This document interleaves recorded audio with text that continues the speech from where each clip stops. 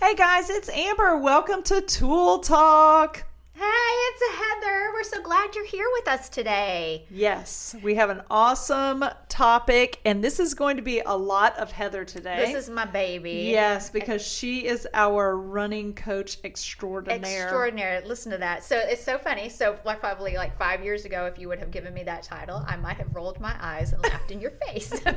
But look at you now. Look at me now. I mean, seriously. So if you were here at the very beginning of our podcast, we kind of gave our stories about how we got into where we are today, and running was mine. That's my birthplace. If we should go back to my hometown, it will be to Runsville, and because that's where it all got started. And I can 100% guarantee you that I would not be in my running career, if you will, now if I had not started working out and eating better, right? It all comes back to how you build your body. And it's funny. So a lot of times when I tell people I run, they roll their eyes and laugh at me like I probably somebody chasing you. I've heard it all. You know, why are you running? It's like, you get paid to run? I'm like, no, not really. I run because I enjoy it. Oh, I would never enjoy running. I can't run is what I get a lot of times when people tell me I can't run. And I'll say, well, why can't you run? And they'll be like, oh, it's my knees, or it's my hips, or I'm overweight. Let me tell you, when I started running, there are people of all sizes, all ages who are out there running. So I look at them straight flat in the eye. And if you know me, you have either heard me say this or can picture me say this. And I'm saying, you can run, you're just choosing not to. So stop lying and saying that you can't run, because yes, you can run. And I'm here to tell you today that it's possible. You just have to have all of the right tools, if you will, underneath your belt to be able to make it happen. It's just, for me, it's therapy. If I didn't run, I would probably be doing this recording from a jail cell if they would allow it. I'd be leaving the fitness program in the Corrections Institute. Yeah. Because I'm able to get out there with my thoughts, and I can run, I can listen to music, I can listen to birds, I can, just be wherever I want to be for however long it is, and I'm not like killing myself out there running. It's not about that. A lot of times people think runners, they think of like the Olympic people that you see on the TV. We ain't like that. No. We're not even like the most everyday people are not even like the first place marathon runners. We're just out there getting our groove on, and we're enjoying life. So I'm here to tell you that you can run, and let's start talking about how to make that happen. So first of all, a lot of people say, I can't run because I got bad knees and I got bad ankles. First thing you need to do is get the right shoes. Let me tell you, shoes are the investment. Yes. I have gone through lots, and price doesn't always reflect how good a pair of running shoes are, because a $65 pair, I ran a $65 pair of running shoes probably for a good 2 years. And now I've kind of elevated to a different style, which costs more. Everything costs more now. But, you don't have to have like a certain, because one day I spent $250 on a pair of running shoes that hurt my feet and gave me shin splints the entire time. Mm-hmm. So it just don't and a lot of people say, well, running is expensive. It is not expensive. You just need a good pair of running shoes, and everything else will work itself out. So a lot of times the knee pain, the joint pain that you're experiencing is from improper running shoes, and I would highly suggest that you go to a store that will fit them, that knows what they're doing. So don't go to the DSW, the discount shoe warehouse, and try on a pair of shoes and go, okay, these are comfortable, because that will not work for you. That's what I did, and I'm here to tell you I did all of the things wrong, and now I know, I can tell you from experience, that is not where you need to go. You need to get fitted for a good pair of running shoes, figure out how your feet land, and then that will help you start on your journey. Next, you need to get a good strength training program. Yes. Right? I can, again, 100% guarantee you that my time has gotten faster, and I have become a better, easier runner, if you want to cut. Because a lot of times you see these people out running, and they're looking like they're near death. And you're like, why are they doing this to themselves? I was that way probably for a good year and a half. Right? The struggle to get the breath in, the struggle to just continue to move forward was difficult. But once I started a good, solid strength training program, I have increased my speed and decreased my need to gasp tremendously just through strength training. So running also does not have to be complicated. A lot of coaches out there, if you're searching for a PR every time, a personal, best, whatever, then you need to be with a running coach that will help get you there. If you're running in college or running for sports, but if you're just out there running to feel better and to just be outside, you don't need to worry about speed drills. You don't need to worry about hill repeats. You just need a good solid strength program and a good pair of shoes. And then next, you're going to need good nutrition, right? So this is where I first came to Amber. I'm like, I want to feel better after I get done running, because a lot of times I would get finished and I would have no energy for the rest of the day. And so I knew that was my nutrition, or I would tank before I got finished with the run, depending on the distances. And I have run 2 full marathons, more than a handful of halves, uncountable 10Ks and 5Ks. And I can tell you, the longer distances you do need to fuel for. Yes. You will hit a wall, as they say, and it's just nutrition. I mean, seriously, your mind and your body will go as long as you're fueling it to do so. And that is where making sure that you're eating properly, when you're eating, comes into account. And so you can go see people like me and Amber, and we can kind of tell you need to be eating carbs, right? Our last episode, we talked about how important macronutrients are. And if you're a runner, you're an athlete. Yes. So let's go back to that one, because for a long time I denied this fact. You're an athlete, Heather. If you run, number one, you're a runner. You're not a jogger. That word does not exist in our vocabulary. You are a runner and you are an athlete, and you really need to take care of your body like that. You need to be eating right, because your body is going to need energy, and it's going to need to be able to process that energy to sustain you through the run. Yes. And then we can move on to, you do not have to run the whole race. Right? So that was another thing that really surprised. So I did the whole couch to 5K thing. I got probably my first race was before I finished couch to 5K. I think that goes like 8 weeks or something like that. When I got to week 6, it was my race. And I'm thinking, okay, so here's what's going to happen. Either I'm going to finish or I'm not, right? I really had no expectations, because I knew that I couldn't run the whole thing. And I'm thinking, well, either that they're going to haul me off the course. I really had no expectations. Nobody set me up properly for this. So I'm standing in line for the women's bathroom, because that's what we do. We go pee before we run, because we know that we're going to need to at some point during the race. And we're not going to have a potty. Although a lot of people use the woods. I do not. But I was standing in line, and I just happened to say, I heard the people behind me talking about their intervals. I really didn't know anything about intervals at that point, but the run and walk. And they were talking about their run and walk time. And the walk got my attention. I'm like, who's walking? What's happening? I can do that? I can walk. I can walk. I literally... That, like, if you would have seen, like, the Hallelujah gates open and the Lord shining down on me on that moment, that's exactly what it looked like. And the whole weight of the world just lifted off my shoulders, because I found out that I could walk. You could walk. I would survive my first 5K. And I did. And about halfway through, I remember specifically feeling, all I have to do is do this and next half. And I do not ever have to do this again if I don't want to. That's right. Right? And that was in 2016. And here we are in 2022, right? And but anyway, that's just me. So you can walk and you can run.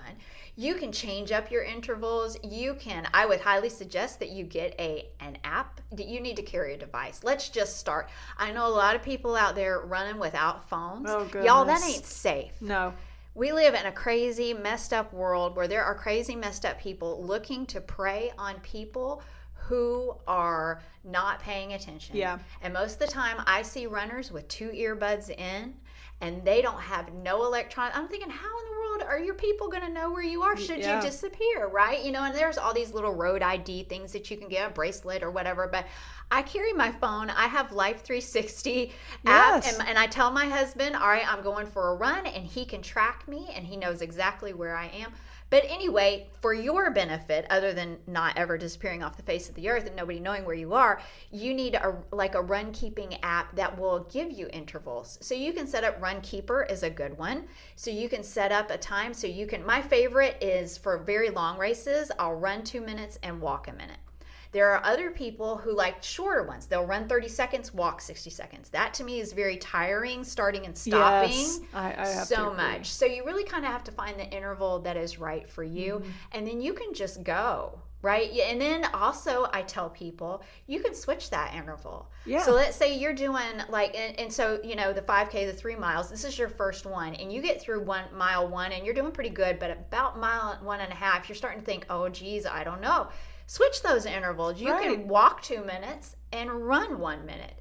And then when you're feeling good again, because typically when you get closer to the end, you'll get like a second wind, or you pass the water stop, if you need to take water, right? If you pass that water stop and you're feeling rejuvenated, switch it back, right? There is nothing set in stone about how you're supposed to behave other than the fact that you're supposed to be facing oncoming traffic. Yes. And you need to wear something that people can see. Please wear your reflective gear. Right? So those are the 2 musts, right? Yes. If I say nothing else, everything else is open to interpretation, open to whatever feels good for you. Those are the 2 things that you don't need to negate on. Run towards traffic. And always expect the car not to move, right? Yes. So I always get out of people. There are some people that are super nice, and they'll get way over, and they'll slow it, and they'll wave, and then you got 2 people that won't give you 2 flipping looks, and they'll run you off. And then wear something that people can see, either reflective. If I run in the early morning, which is my favorite time to run before the rest of the world gets up, I have a light in the front and like a reflector green light in the back so people can see me coming and going. Yes. If it's during the day, you wear like a bright shirt. White does not necessarily mean seen because most pavements are gray. Yeah. Right? Very rarely do you get a black top. And even then, you still kind of blend in. So you need bright colors. Bright colors on the top. I wear black bottoms all the time anyway. But anyway, something bright that will initiate. And even then, that's not going to guarantee that you're going to see them. So you need to be reactive to the other people. Always watch them. Always watch. Yeah. Start with a manageable plan. Don't go out there thinking, it was funny. So my first marathon, I had trained probably for 7 months. Yeah. Right? So I'm in the starting corral. There's corrals for each group of pacers. So you think about a certain pace. I was in one that I thought that I would do okay in. And there was this younger guy. He was probably in his mid-20s. Now, mind you, I was in my late 40s. And he's out there talking with him. He's like, this is my first race. And I looked at him and I'm like, are you joking? And he's like, no, this is my very first race. He picked 26.2 miles to be his first race. Boy, he started out good. He was in like the pace group ahead of me. I passed him on the side of the road laying down probably at mile 18. Oh. Manage yourself, right? Yes. You can do anything as long as you have progressed, right? You can't just jump into the boat and start paddling and think you're going to make it to England because chances are that's not going to happen. So you've got to start with a manageable plan, and then you've got to manage the pain because there will be pain, right? Yeah, for sure. We all know. It's going to be knee pain. It's going to be ankle pain. There's probably going to be hip pain. That's my tendency is my hip flexors get really tight. And so and that doesn't mean that I can't run. Yeah. Right? Toe pain. Toe pain. Oh my gosh. So Tell me about your toe pain. My first half marathon that I ever did was the Disney Princess. And I trained for 6 months for that. And I had a whole group of Training Toole clients that went. So I was running, and on my left foot, my 2 middleist toes there went numb, and it hurts. It's like, even though they're numb, it hurts really badly, right? Yes. So my goal for that race was to run the entire race. So I refused to stop. Don't do this. You gotta listen don't to your be body. this person. But I refused to stop, and I said, well, I'm just going to run on the outside of my foot. Oh, boy. Oh, yeah. So what I did, thinking about it. I finished the race, and what I ended up doing was I caused myself to have tendonitis in my foot. So I went to go train people and I couldn't keep shoes on. It was killing me. So I went to the podiatrist and I ended up being in a boot for 3 weeks because of that. But I finished the race and I ran the whole thing. So that is something, no kidding. And sometimes you've done everything to prepare. Yes. And you might get a calf cramp. Yep. Or I get those stupid side stitches in my side. Oh my gosh. Yes. Yes. So managing the pain is a great tip, Heather. Yes. So, and pain is different. So a lot of times I can start a run and something will be hurting. Yes. But if I make it past, typically the first mile is always, so it's funny because this is in the running community, we say never judge a race by the first, or never judge a run by the first mile. Yes. Because your body's trying to work through some stuff. And typically things that hurt at the beginning will eventually work themselves out. I agree. But you have to know your body to know what you need to listen to. Mm-hmm. Because there are also pains that, oh, hey, this is different. Yes. You need to, like Amber, you need to stop and listen to your body. Yes, please do. And not try to push through all the time. So you really need to know yourself and know and this is all like her and I both, these are lessons learned. Yes. You know, I can tell you as much as what I've learned, but that still may not be what you're going to experience because all of our bodies are different. We hit the ground a different way. Mm-hmm. We're carrying our weight differently. We breathe differently, you know, so there's a lot of variables and sometimes it's just trial and error. So there have been several times, like when I first started running, my knees hurt like so bad, and I'm thinking I'm gonna have to have both my knees replaced before I turn 46, you know. And it's just because my IT band was tight. So once I started rolling and stretching properly, that just worked itself right out. Yeah. So a lot of times you just have to figure out, you know, trial and error through your body, but don't throw in the shoes, as the case may be. If something starts bothering you, try to figure it out. And then my hip flexor started bothering me. So I go to a chiropractor. Again, part of recovery, body maintenance is just as important as your car maintenance, your house maintenance, and maintenance on your refrigerator. You need to take care of yourself. So I go to the chiropractor and I get a massage and an adjustment once a month. And he started adjusting my hips. Made a world of difference. I don't have that pain anymore like I used to when I run. So, you know, you've got to listen to your body and take care of it because you can't. And I hear people all the time, you know, and you can see them, runners who have run forever and have not taken care of their body. Yes. They're the shufflers. They're the bent over scuffles, you know, and they'll push through. But you can tell that just the wear and tear. But you can run, and you can run successfully forever as long as you're taking care of yourself. Yeah. And I wanted to reiterate two things. First off, the recovery, because my husband also had knee pain with running, and his massage therapist told him, she was like, man, you got to do something over here about your IT band. And once he started foam rolling and stretching and taking care of that, he doesn't have that knee pain anymore either. Also, let's go back to the strength training because I know it's helped you. Yes. And I want to say one of our clients that we have who is a runner, she came to us and she runs and she was having hamstring pain all the time. Her hamstrings were just killing her. So she got into our programming and started with the weight training and doing our classes. She does not have one bit of hamstring pain anymore. It's amazing. And it's because she strengthened her body. Yes. Plus we do the recovery work as well. Yes. But I'm for sure that strengthening of the muscles has helped her because she's running better. Right.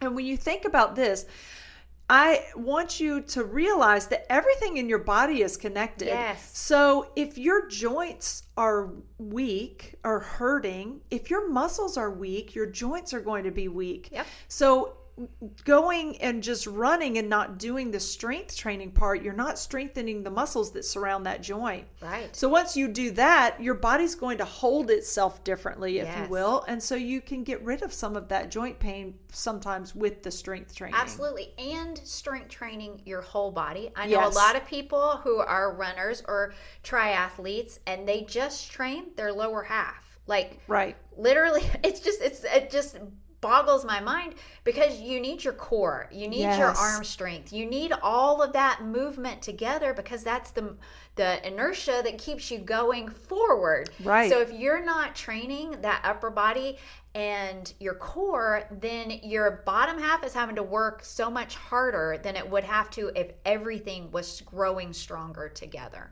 Yeah. And also a little note about form. Yes. I know that I went to a chi running workshop a long time ago. Oh, y'all, they record you.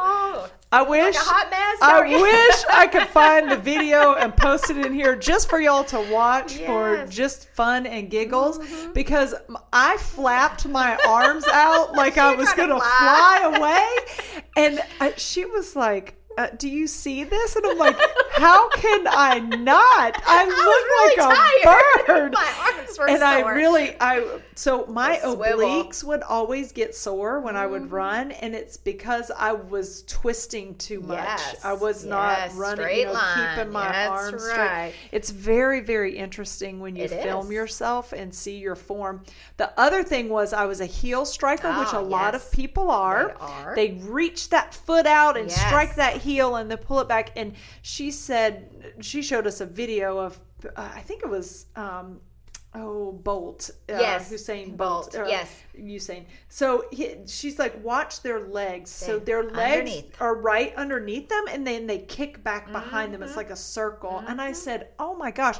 So they have you in chi running, they have you lean forward like, it's pushing, like you're falling forward, and then you let your body go with it. Of course, your core is tight, your shoulders are relaxed. I have a hard time keeping my shoulders relaxed. And a lot of times my shoulders, like if I'm really pushing hard for the entire race, my pain is in my shoulders. So I constantly have to tell myself, relax. Yes. So little tips. That's a good one to talk yourself through with that mantra. The other thing that I do, I haven't raced in a long time because I tore my ACL in 2017. I know. So I'm just getting back into running now. She is doing great. Because I'm lazy. All right, let me just tell y'all. Okay, so going back to my little tip that I want to share with you. So I, in a race, am one of those people that when it's go time, I start out way too fast. Me too. All right? Yep. So these are a couple of things that I have to do when I'm racing is I create a playlist, and my first couple of songs are a little bit lower tempo to remind me to slow down. And before they do whatever they're going to do, blow the whistle, shoot the gun, whatever it is, I keep saying to myself, pace yourself, Amber, pace yourself. And as soon as it goes off, I'm like, all right, breathe and slow back off a little bit, because I go. And the other thing is, I don't like people around me. That's me. I try to get through the crowd. Yes, and I like to run on the outside on the left. So if I'm not already there, I'm trying to get over to the left. So that can be difficult for me. And this is just, here's the funny, because I think we need to share funny stories so you guys will come back. Right. I have a thing about people in costume. I don't know what it is. It makes me very aggressive. And I have run a lot of Disney races, and people are always dressed in costumes. Yes, one time Cinderella fell down, and you laughed. I looked at her and I thought, well, if you weren't in that stupid costume, you would have fallen down. That was terrible. I really am not that mean, but I get very aggressive when I race.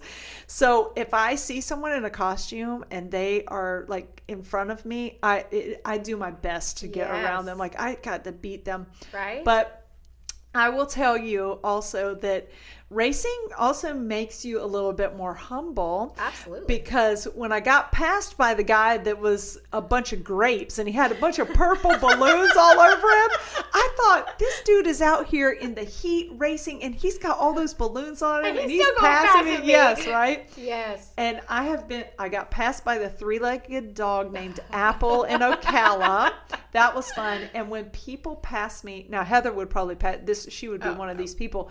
when people pass me with strollers, I'm like, oh my gosh, I am so slow. I am one of those people. And being now, so this past year with the grandchildren, yes, I'm a grandmother. I take my granddaughter and we race together. And so I've become the stroller person. And I will tell you that how much joy it gets me to pass people pushing the stroller, because I can hear them gasping and moaning under their breath at me as I pass by. And then if they say, oh, look at that mom, I'm quick to turn around and go, I'm her grandmother, just to rub it in a little bit more, because it's my thing. But that's what sends me probably a little faster, is being able to pass people. But I definitely do not like to get passed. I typically find somebody that I can keep in front of me for most of the distance, and then pass towards the end, or at least finish with them. And for the longest time, I was in a series race that we had here locally, and there was this one chick, and when I first started in the series, I would try to keep up with her. And I could probably keep up with her for like the first half, but typically by the end, she would finish before me. Well, probably give me about a year later, I was passing that chick at the beginning, right? So you find those little goals, the little setbacks, because I've also been passed by a speed walker going up 25th Avenue. And anybody here that's local knows 25th Avenue is pretty steep there. For Florida. And yes, for Florida. We do have hills in Florida. You don't believe me? Just get out and try to run or ride your bicycle. You'll soon see them. But she passed me. I was like struggling. This is one of my first races, and I am like huffing and puffing, and I'm like determined to run up this hill. And this little old lady speed walking. She probably had bionic hips, and she just passed right by me. I never saw her again, and I'm like, oh my goodness, we got to fix this. So you hit the wall. Do you have a certain point where you hit the wall in a race? So in my marathons, I hit the wall at 20. So it's very interesting that we're talking about marathons and hitting the wall, because I turned 50 in December. Now, I don't know when this podcast is going to air, but I have decided in my grade of greats that when I turn 50, I want to run a 50K. Yes, I love it. So that is 30.1 miles, and I feel that. So it's funny. So my reasoning for this is going, well, it's only like a little over 5 miles more than a marathon, right? Just 5 miles more. But I typically hit the wall at 20. And so the last 5 miles, 6 miles is difficult for me. So now I know when I'm training for this that I need to adjust my nutrition, because you need to eat while you're running that far. And my intake as far as my electrolytes and potassium and that sort of stuff, I need to be more conscious of that, because I think a lot of times when we start running, especially long distances, we just want to finish. Yes. Right? So then we're just, how many, and I'm one of these people who will break it down. Mm-hmm. I'll be like, okay, so if I hit the halfway for a 5K, I'm like, okay, I've done a mile and a half. All I have to do is just this and that little 0.1, and then I'm good to go. I know I've made it this far, but a lot of times when it gets farther and farther, you get to 10Ks or half marathons, you tend to I just want to finish. And you stop, you lose all faculties and focus. So you really have to just maintain yourself and your little progressiveness from start to end. I've never done a marathon, not yet, but I have done several halves. Yes. And I hit the wall between 8 and 9 always. Those are tough. Yes. So what I do, there's a song by Florence and the Machine that I love. It's called Shake It Off. And there's a line in the song that it says, you can't dance with the devil on your back, so shake him off. So I always put that where I know I'm going to be there between 8 and 9, because that reminds me, like, just shake it off. This is, you got this. You're so far ahead. You got this. So, but it is hard when you've run for that long and you're like, I still especially if there's nobody around, right? And there's nobody really to pace with or anything. And I've done a couple. My very first half marathon was in Hastings, Florida, and if you're from Florida, that's like the potato capital of the world, right? So and I picked it because it was going to be flat, right?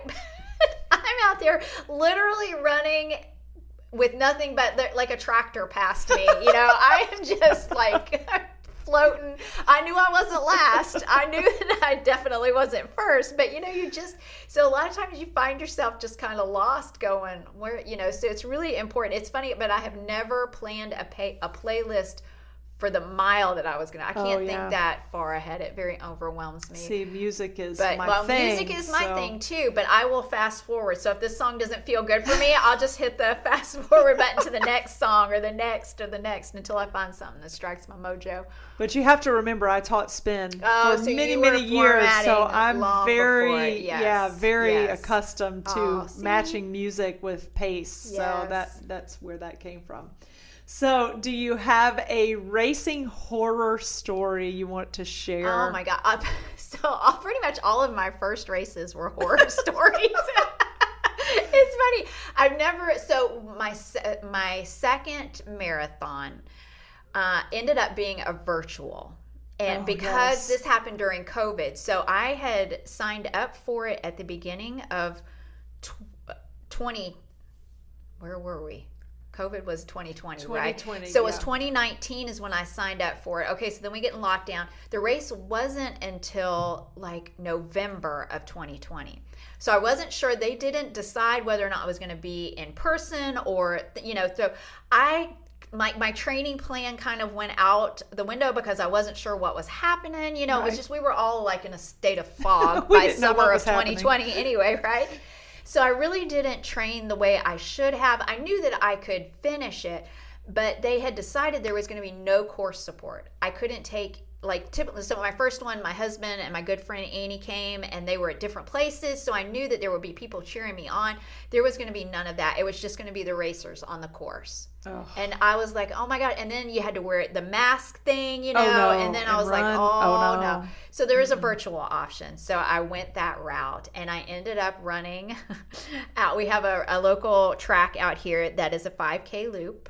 So I ran the 5K loop way too many times around, and I kind of felt like, and again, virtual races are different because then you're left to your own vices, right? You don't have a crowd, you don't have a set, anything. So that was probably my biggest horror story, but my biggest accomplishment because I finished. You did it. Right? And let me just tell you the funny story of all time. So I'm out there running around this 5K loop, and I started before dawn, and I kind of felt like I was there until dinner time. I don't know. Groundhog Day. Yeah, it was pretty funny. And I had lots of people show up to support me, and it was fabulous. I had a couple of good friends that were riding their bikes with me, and so I had people, but there was this one gentleman who I had passed a couple of times, and one of my friends had wrote chalk messages around the course, so I would see Go Heather and all this stuff, it was good, feel good stuff. So I passed this guy a couple of times, and he inquired. He's like, so it got to be known out there that there was a marathon runner, the crazy lady with the hydro pack on her and stuff, and the weary look. So I was known, right? So this guy, he's like, so you're running a marathon? And I'm like, yeah. He's like, oh, he was trying to qualify for Boston. So he was there visiting his mother, and then he was going to go to some race to qualify for Boston. Okay. So he's got some race experience, and I don't really like to visit when I'm running. Yeah, no. So he's wanting to ask me questions, and I'm really trying to avoid him. Well, at some point, I think it was probably around mile 16, I started getting pretty severe cramps in my quads. My inner quad would just seize up, and I would just have to stop and squat to stretch it out, right? So I knew, and I had forgot to pack pretzels. So I was not getting enough sodium, right? No sodium, okay?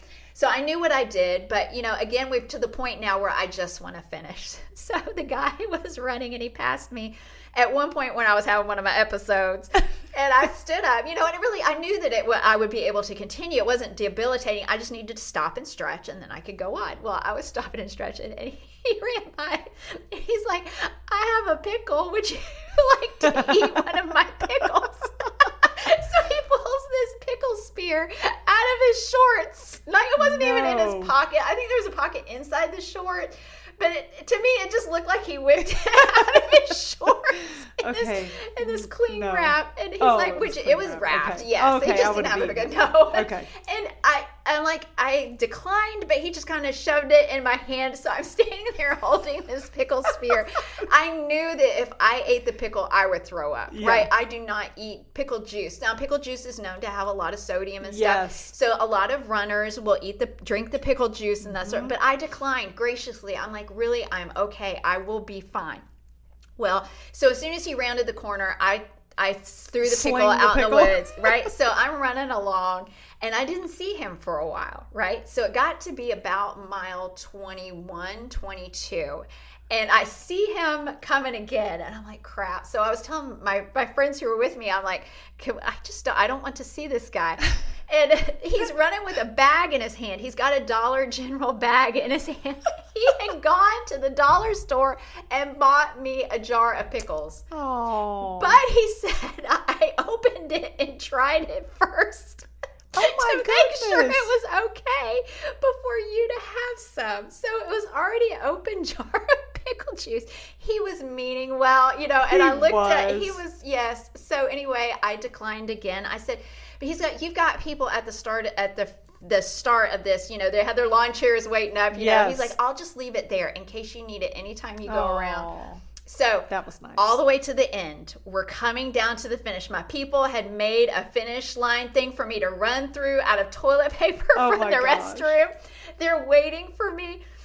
And in the pictures, there was a gentleman running behind me. It was him. He wanted to run behind me so it didn't look like I was racing by myself. How cute is that? Right? That's the best story ever. That is the best and the worst story yeah, ever. All in one. So there you go. All right, we're going to wrap this up. I have Amber. What? Go ahead. Oh no, I have funny race stories because when you said that, it reminded me. So it's very interesting how sometimes you don't know how your body is going to react to food or beverages, right? So I have done wine races. I have been with people done wine races. Oh no, I'm trying to think of what the name of it is. Destination Wine. I don't know, something. Yes. But anyway, so we're in wine country. Right. We're running. My husband and I are doing this together, and he doesn't drink, and so I'm like super jazzed because at first I'm thinking I'm not going to drink wine while I'm out there. But now I'm out there and I'm like, oh my gosh, there's wine stations, right? So I stopped. Now they give us like a thimble size full. It's not that big. No. And I take a little swig and I start going, and it was immediate. My stomach was like, no ma'am. And I thought, oh my gosh, I don't know how these people are doing that, because they were just stopping at everyone. I was like, nope, I can't do that. My stomach was like, absolutely not, sister. Do you want to have to potty out here in front of me? I know. Or the beer runs. They have beer runs. No. Yeah, no. No, thank you. No. I just want to run and maybe drink a water. I don't know. Gatorade. Even at the end, I like a Gatorade. Yes. Oh, goodness. Yeah, so we probably should wrap it up. This is another good, long one. Yes. But definitely some good information. And if you're going to run, get a road ID for sure. That is the bracelets, or you can put them on your shoes, just that's got your information, but also keep your phone with you. Tell your people what you're wearing. I always text my husband what I'm wearing and what path I'm taking, so he knows where I am too. So it's stay important. safe. There's too many horror stories out there of people getting assaulted. That's right. No way. No. If it's anybody going to do the assault, it's going to be me. We would not be the ones to come after. No, that's what I get. Aren't you scared? And I'm like, I would literally be scared for anybody who tried to attack me. Because if they did, they're going to be marked. And I'm going to scream and I'm going to holler. And anyway, so I am doing a workshop that will be available for you to purchase and view at a later time. It's called Yes, You Can Run. And I will go through some of these topics and a whole lot more in detail to help get you set up on the road to success for your running journey. So be sure to look for that in the comment section, and be sure to like and subscribe and tune in next time for a fantastic little talk with Amber and I. Yes, thanks for joining us. We'll see you next time. Bye.